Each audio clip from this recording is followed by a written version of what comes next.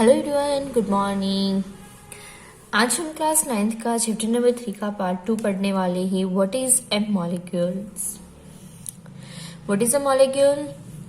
तो मॉलिक्यूल्स क्या है? Molecule formed by the combination of 2 और मोर एटम्स। उसके डिफाइन हम देख लेते हैं।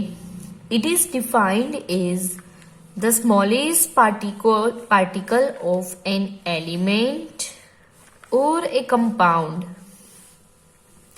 that is capable of an independent existence and shows all the properties of that substance। Friends, यहाँ पे अब एलिमेंट भी लिखा हुआ है, इन कंपाउंड भी लिखा है। उसकी जो स्मॉलेस्ट एंटिटी होगी, जो स्मॉलेस्ट यूनिट होगा उसको हम मॉलिक्यूल्स कहेंगे। तो एलिमेंट यानी कि फ्रेंड्स, अब जब हाइड्रोजन की बात कर रही हो, ऑक्सीजन की बात कर रही हो, तो वो हाइड्रोजन इन ऑक्सीजन एटमॉस्फेयर के अंदर H2 एंड O2 फॉर्म में दिखने को मिलेंगे आपको। तो हाइड्रोजन का जो H2 फॉर्म है, उसके अंदर हाइड्रोजन के 2 एटम हैं। तो फ्रेंड्स, यहाँ पे 2 एटम कंबाइन होकर हाइड्रोजन गैस का मॉलिक्यूल्स बनाते हैं, हम ऐसा कह सकते हैं। या आप कंपाउंड ले लो। सपोज यहाँ पे मेरे पास एक ग्लास है या एक बकेट है, उसके अंदर मैंने वाटर फिलअप किया हुआ है।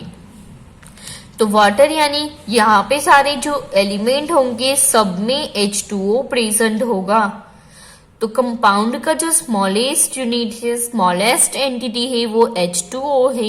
इन उसको ही हम मॉलिक्यूल्स कहेंगे। जहां से भी आप उसका पार्टिकल्स आप उठाओगे, वो सब्सटेंस जो है, उस सब्सटेंस के अंदर जो प्रॉपर्टीज होगी वही प्रॉपर्टी ये मॉलिक्यूल्स की होगी। तो it is a group of more atoms that are chemically bonded together that is tightly held together by attractive forces। So what is molecule? Molecules formed by the combination of 2 or more atoms। Clear? उसके बाद friends, यहाँ पे हम पढ़ेंगे आप molecules of element. तो उसके अंदर हमें एटॉमिसिटी के बारे में पढ़ना है। What is atomicity? तो इन सिंपल लैंग्वेज में आपको बता दूं कि यहाँ पे the number of atoms constituting a molecule is known as its atomicity.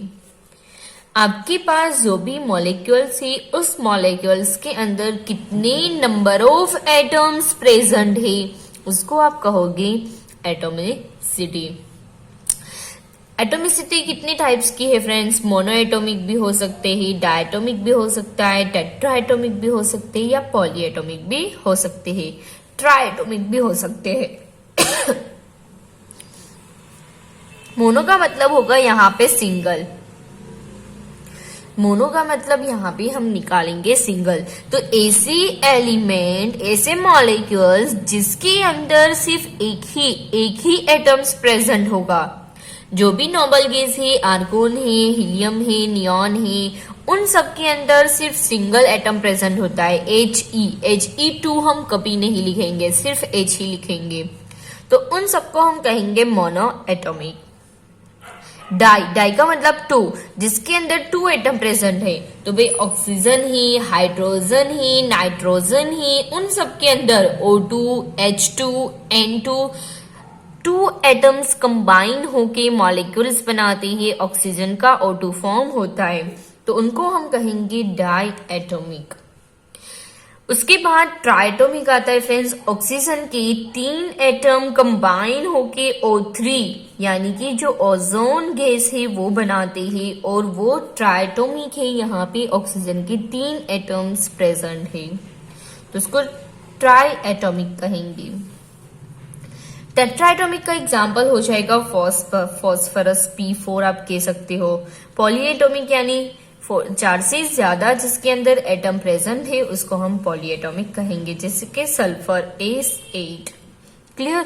तो आपको एटॉमिसिटी में क्या देखना है? सिर्फ नंबर्स देखने हैं फ्रेंड्स। नंबर्स ऑफ एटम्स देखने, numbers of atoms present in molecules. Clear? जैसे यहाँ पे मैं लिख रही हूँ H2O, वाटर। तो वाटर के अंदर कितनी, उसकी एटॉमिसिटी कितनी होगी? तो क्या देखना है? हाइड्रोजन आपको 2, इन ऑक्सीजन आपको कंसीडर करना है सिर्फ 1, तो 2 + 1 3, तो उसकी एटोमिसिटी हो जाएगी 3। क्लियर? अब सबको समझ में आ रहा होगा। उसके बाद आपको पढ़ना है molecules of compound.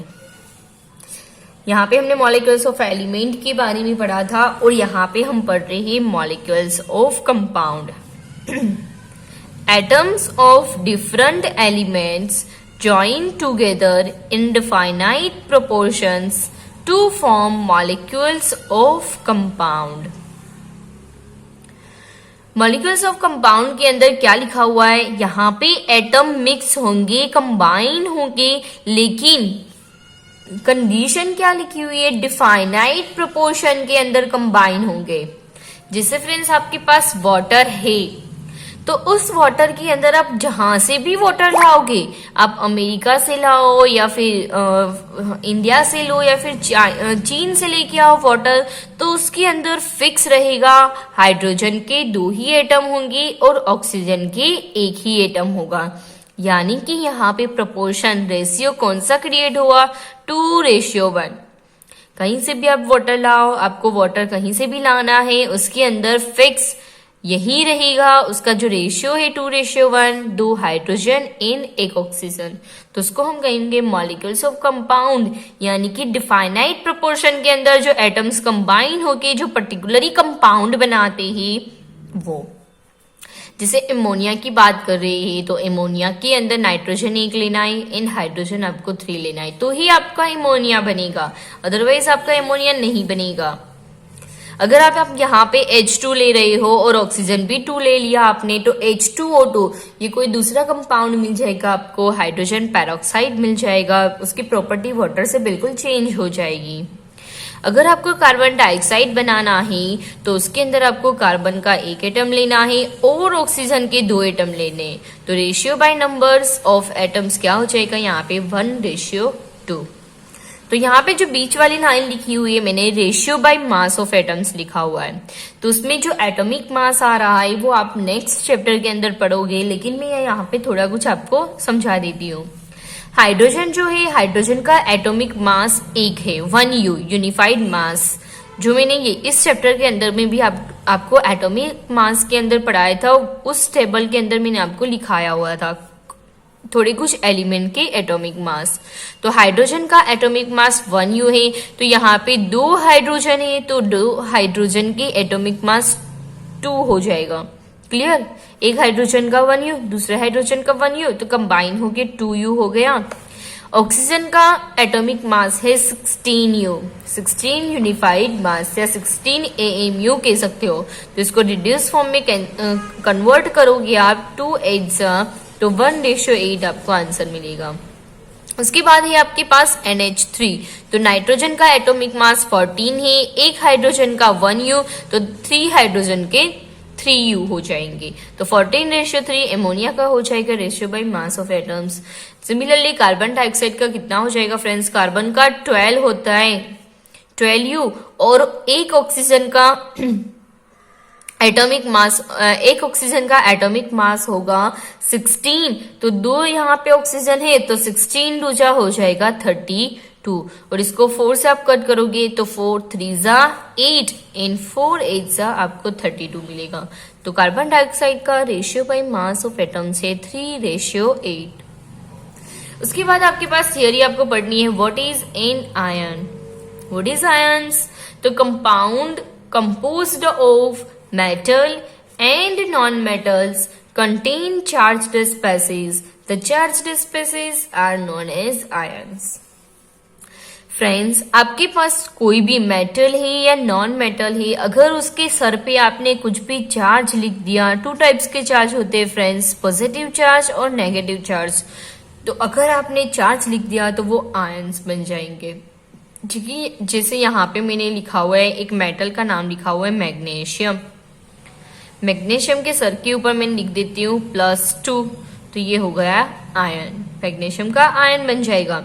Similarly oxygen non metal है, तो उसके सर पे मैं लिख रही हूँ 2-।